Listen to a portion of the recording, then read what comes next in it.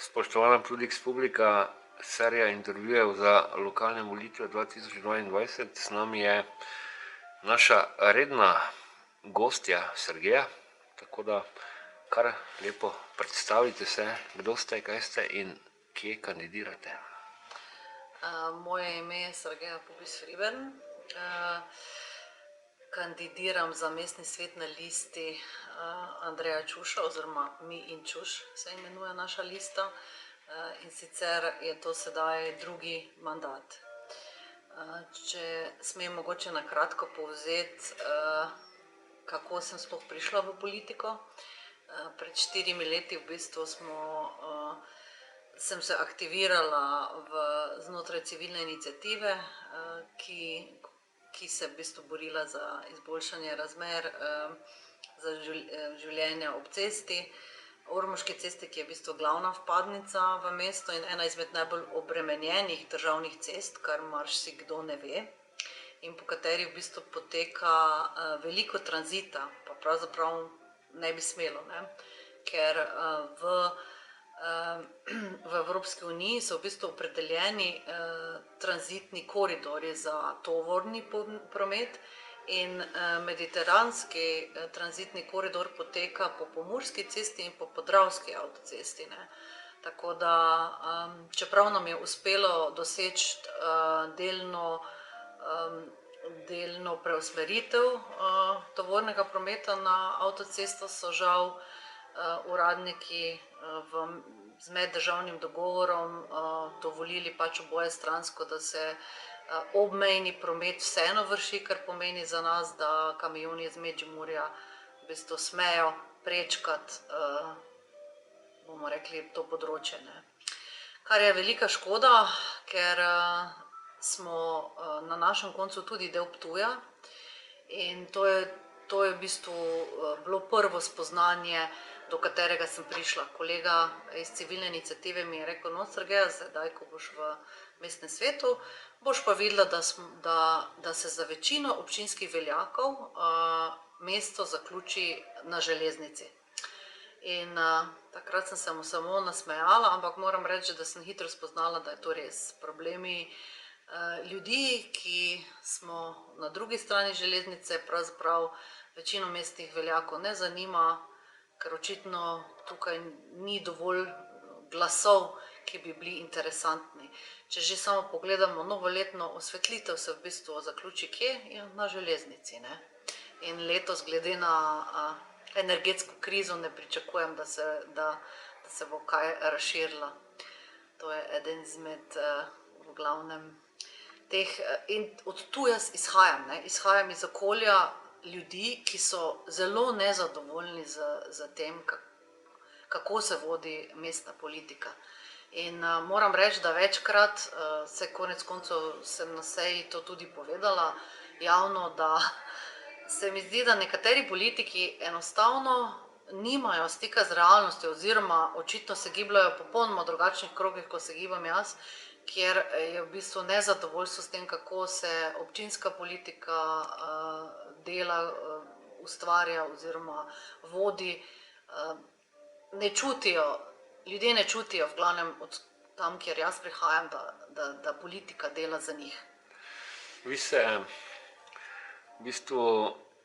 spadate v skupino tistih svetnic, ki na sejo pridete pripravljeni. Se pravi, včeraj smo z Milanom Klemncem ugotovila, da je kar nek določen procent mestnega sveta, ki pride samo glasovati in gradiv ne prebere. Midva se tudi osebno dobro poznava, se pravi jaz in Sergeja, tako da vem, da ne gre za blef političarko. Tudi sam bi rekel, da Sergeja, vi niste političarka, ampak nekdo, ki želi dejansko spremembo Ptuja na boljše, ker poznate tudi svet onkraj meja Slovenije. Tako da, konkretno vprašanje, kaj se je v tem mandatu mestnega sveta 2018-2022 spremenilo na boljše, če kaj? Ja, lahko rečem, da to je zelo težko vprašanje, z vidika, če pogledam najprej iz svojega vidika, tisto, kar sem lahko jaz naredila, Za ljudi sem si zagotovo naredila. Vsa vprašanja, vse pobude sem podala tako za izboljšanje življenja ljudi kot okolja. In z nekaterimi manjšimi zadevami sem zagotovo bila uspešna, žal pa neke stvari, ki bi se morale spremeniti, odnos, bom rekla, občinske uprave, mestnega sveta do vprašanj, ki se tičejo ekologije, žal ostaja, bom rekla, na zelo nizkem nivoju. Popolnoma enako kot recimo vprašanje, konec koncev tudi arheologije, ne. Ne vem, to so očitno teme, ki ljudem niso blizu, ne. Rečejo, ja, obvoznica mora biti, arheologijo moramo rešiti, ampak kaj pa je kdo naredil za to, da bi se dejansko kaj spremenilo? Jaz tukaj nimam slabe vesti, ker sem vstopila v mestni svet zato, da se naredi nekaj na projektu obvoznice in jaz vem, da sem 4 leta trdno delala na tem, ne. Tako da sem nekaj naredila, žal pa sem ugotovila, da večino mojih kolegov ta tematika niti ni zanimala. Mi smo v bistvu na mestnem svetu samo 2-krat o tem debatirali. To je v bistvu obakrat v bistvu na mojo oziroma pobudo naše svetniške skupine, ne. Ali pač civilne iniciative, s katere jaz prihajam. Imeli smo eno izredno sejo, ki se je tikala pač problematike Ormoške ceste in obvoznice in na kateri smo sprejeli edini sklep, ki ga je kdaj sprejel mestni svet povezan z obvoznico, ter en zaprti delovni sestanek, ki pa bi po mojem mnenju moral biti odprt za javnost, zato da bi v bistvu bile zadeve transparentne in da bi v bistvu ljudje videli, kaj svetniki zagovarjajo. Tako da ni enoznačnega odgovora na vaše vprašanje. Se vam kot mestni svetnici zdi, da je Ptuj mesto, ki je popolnoma brez ambicij in da določena skupina ljudi zelo uživa v tem, da smo več desetletij v neki status quo poziciji? Na videz temu ni tako, ne. Ko poslušaš ljudi, kako govorijo, si misliš, wow, ne, saj so vsi za to, da se Ptuj razvija, vsem nam je to v interesu, ko pa se dejansko dogajajo stvari, pa vidiš, da obstajajo v ozadju parcialni interesi posameznikov, ki pridejo na plano, ko poskušaš nekaj spremeniti. In ja, žal je tako, da večini odgovarja status quo, torej, ne, da bi mesto ostalo takšno, kot je, da se ne bi preveč spreminjalo, da se ne bi preveč stvari dogajalo, čeprav javno vsi drugače povedo, ampak niso pomembne besede, ampak pomembna so dejanja. Meni se danes denimo en znani kritik razmer na Ptuju, gospod Darko Plohl, je objavil eno likovno delo nekdanje mestne tržnice s tistimi drevesi in ograjo Plečnikovih učencev. In ena izmed zadev preteklih teh let, 4, je ravno ta naša našpikana betonplata. Čeprav ne sprašujemo konkretno v teh intervjujih takih specifičnih vprašanj, ampak bomo sedaj vprašali, postaja naš Ptuj dejansko tako v prenesenem pomenu gledano ena našpikana betonplata? Ja, mislim, da je to zelo dobra metafora, ker tržnica prej je imela neko dušo. Priznam, jaz sem zelo rada tudi sama šla, sedela pod drevesi, lisala sladoled. Zdaj se pa tržnici na široko izognem, če je le možno. Enostavno je zelo sterilna, bom rekla prazna in nima duše in enostavno ne paše v mesto. Žal pa je, tam kjer je, in torej naloga naslednjega sestave mestnega sveta in pač občinskega vodstva bo, da pač, bom rekla, vdihne življenje in smisel tej tržnici, ne. Ker na žalost so tudi pogodbe tako podpisane, da se kaj dosti ne sme spreminjati, ne, kar je še toliko bolj meni nerazumljivo, da se recimo v teh časih takšne zadeve podpisujejo in pravijo, da je to čisto normalno, ampak ne. To je spet en tisti pokazatelj, ne, kako se stvari ne vodi. Nikoli ne smeš voditi zadev z argumentom moči. Ne.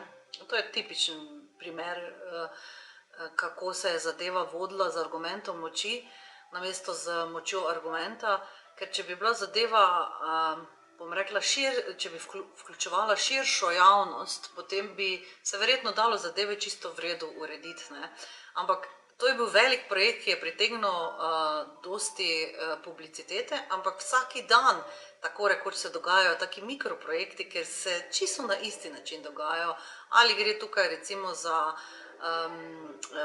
tale blok, ki se bo gradil pri avtobusni postaji, ki mu nasprotujejo stanovalci CMD, ko se je šlo za kolesarke. Gre za način komunikacije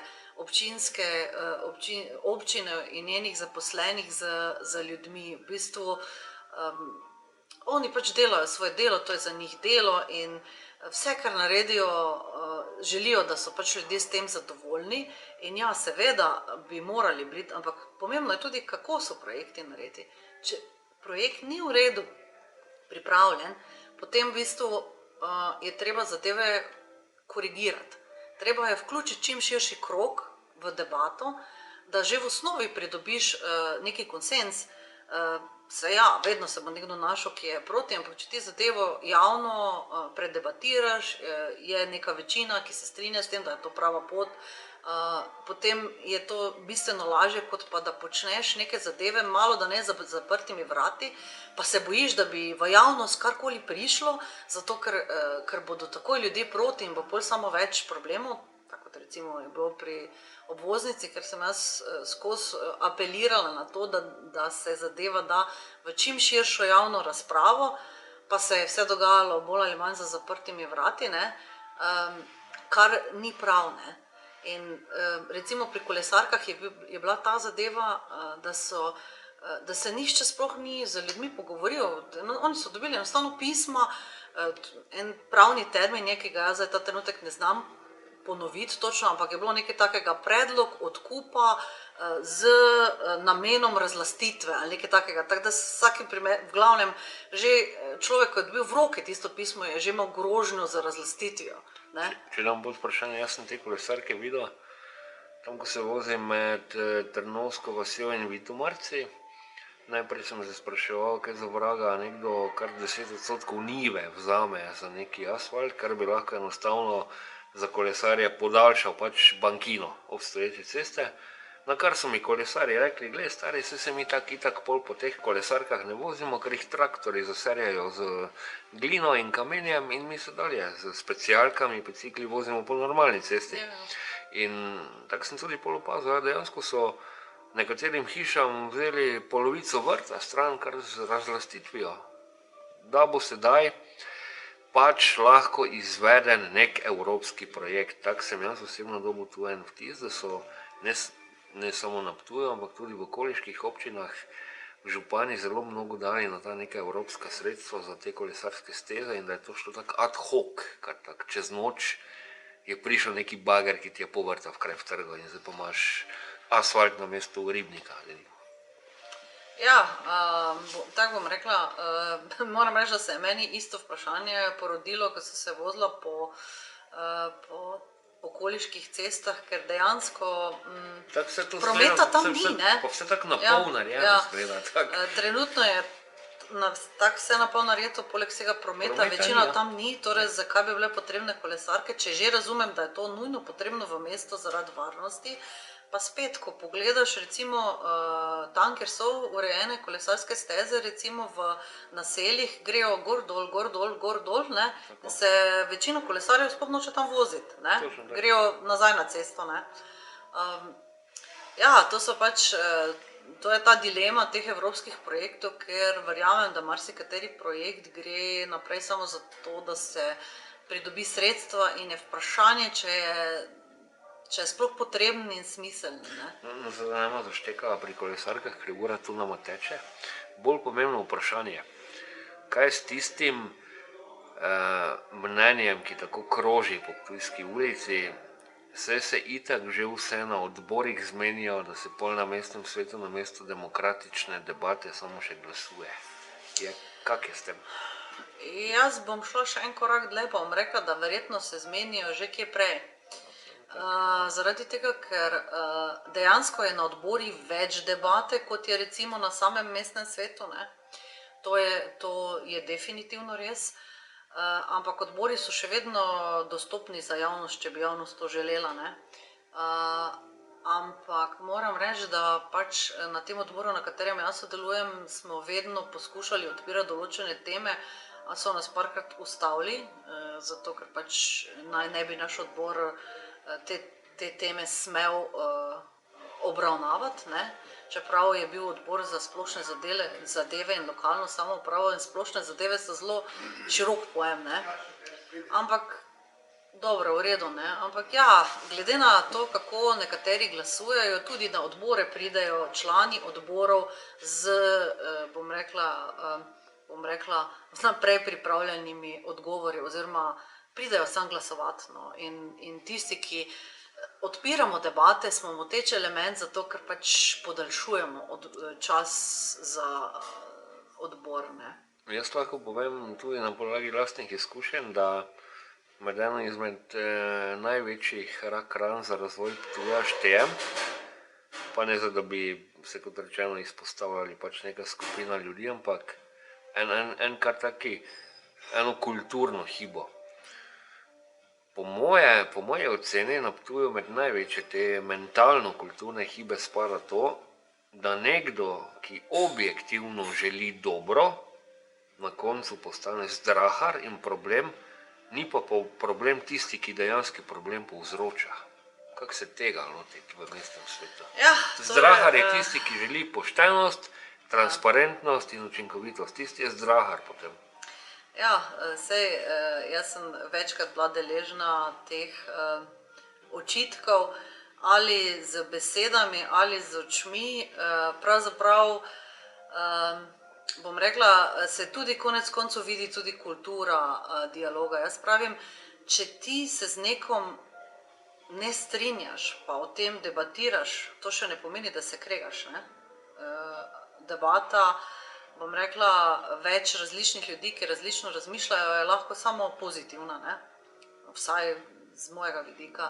Se je pa žal dogajalo, in to je tudi konec koncev posneto na kamero, ko smo imeli seje, in se je že zgodilo, da mi je kdo rekel, da ko sem jaz govorila, je kak drugi svetnik obrnil z očmi, vzdihnil, se smejal ali kakorkoli, ne, saj določene dovtipe sem tudi sama slišala, kar se mi zdi strašno nekulturno, ker jaz osebno nisem... Če spet, padam v besedo, dami se sicer ne smejo, ampak na Ptujlex intervjuju lahko. Kaj pol to tisti nivo, kaj bi zdaj spet to ta rada? Ja, točno tako, točno tako. In če lahko navedem en primer tega, kako nekdo, ki se trudi dobro, postane negativec. Primer obnove Ormoške ceste. Marsikdo mi danes reče, ti si kriva, da ni Ormoška cesta obnovljena. Od prebivalcev tam? Tudi nekateri prebivalci, ja, ampak od politikov, recimo. Politiki konkretno vsi ponavljajo, tisti, ki so druga politična opcija, kot papagaji, da je pač civilna kriva, da sem jaz kriva, da ni tega, ne. Ampak jaz jih, ko jih pa vprašam, kako je možno, da je nekdo, ki se 4 leta s tem ukvarja, kriv za problem, ki obstaja 20 let, pa noben nima odgovora, ne. Spet, kaj se je tukaj zgodilo? Zgodilo se je to, da je nastal problem zaradi tega, ker občina ni bila pripravljena. Občina enostavno, to je pač državni projekt, ki ga je pač država vodila, v sodelavi z občino, tako bi naj bilo. Ampak teh projektov nihče pravzaprav ne pogleda pretirano dobro na občini, ne. Koliko ima občina, pardon, da tudi malo dinamike damo, bom še vprašal par takih vprašanj, koliko ima občina pripravljenih za razpise, ki prihajajo, ali pa kakšne take, ko se tudi sklad za razvoj, ready to go projektov predalo, da bi rekel, tam je ono, daj vzaj iz predala, gremo se prijaviti. Zdaj, za ta trenutek bi težko rekla, ampak mislim, da zelo malo, če kakega, ne. Oziroma, da konkretno vprašam vas, ki ste članica mestnega sveta, ima mestna občina Ptuj sploh kako konkretno vizijo razvoja? Ali je to tako malo, bomo tam neko kolesarko potegnili, malo bomo tam ono, malo bomo tam ono, imamo mi sploh kot mesto kako vizijo razvoja, ki bazira na neki identiteti, ki bi jo kot mesto naj imeli. Imamo mi vizijo, kaj bi radi leta 2030 na Ptuju imeli. Jaz nisem dobila tega občutka, čeprav naročamo neke strašne strategije tega, pa strategije onega, vse lepo napisano, ampak ne, jaz mislim, da nimamo vizije razvoja. To je moje mnenje, ker drugače bi zadeve bistveno drugače potekale, ne. In ko ni vizije, ni motiva in ni dela. Flikamo stvari, ki, bom rekla, za nazaj, stvari, ki bi že mogle biti rešene. Če odpremo temo, zakaj niso bile rešene, bomo verjetno celo noč tukaj, ne, ker to je spet, kdo je zakaj kriv, ne, ampak, ja, ne. Še ena stvar je, ne, marsikdo misli, da mestni svetniki, pa zdaj imamo mi v rokah ne vem kako moč, pa da lahko počnemo, kaj hočemo. Ne, ni temu tako, ne. Mi v bistvu smo zelo vezani na, bom rekla, na dnevni red, kaj pač predlagajo občinske službe, občinska, bom rekla, oblast za županjo v tem primeru, kot dnevni red, kaj bomo obravnavali. Ti lahko sicer kot posameznik ali kot svetniška skupina tudi predlagaš, da bi nekaj obravnaval, ampak če ni večine v mestnem svetu za to, ne, potem je v bistvu se to ne obravnava, ne. Tudi za recimo razpis izredne seje je potrebno določeno število svetnikov, ne, in se tega ne koristi, razen če gre za res kake nujne zadeve, ne. Ampak že samo to, da bi umestili eno točko, recimo včasih je težko, ne. In ne vem, ljudje si mogoče tudi predstavljajo, da smo mi plačani za to, mi nismo plačani za to, ne. Mi dobimo sicer res da sejnino, če si prisoten na seji, ne, ampak odgovornost je pa zelo velika, ne, ker moraš predelati veliko gradiva, včasih po več 100 strani, tudi 500, ne. Kot rečeno, nekateri, koliko sem videla, ne pogledajo tega gradiva, si ne obremenjujejo s tem, ne, ampak jaz ne morem iti na sejo nepripravljena, brez da vem, kaj odločam. Že tako včasih stvari niso, bom rekla, čisto korektno pripravljene, tako bom rekla. Za zaključek vprašanje s kratkim odgovorom. Kaj je temeljni problem Ptuja, da nazaduje v razvoj in kaj ga rešiti? 30 sekund. To je pa za 30 sekund res. Bom rekla, svež veter, menjava razmišljanja, treba je začeti razmišljati out of the box in iti svojih okopov in v bistvu najti motivacijo, zakaj je Ptuj velik in pomemben, ne. In jaz osebno verjamem v to, da bi morali graditi na tem, da je Ptuj arheološko središče ne samo Slovenije, ampak Evrope in sveta. Da bi se dalo na tem graditi, ampak danes niti enega projekta ni, ki bi tekel v tej smeri. Zakaj? Ker arheologija ne prenaša glasov, mogoče, ne vem, ne. Hvala, bomo se še videla enkrat pred volitvami, kjer bomo imeli konkretno temo, kako naj izgleda mestni svet v prihodnje. Tako da hvala za tokrat in se še vidimo enkrat v teh dneh pred volitvami. Dogovorjeno. Hvala za pogovor.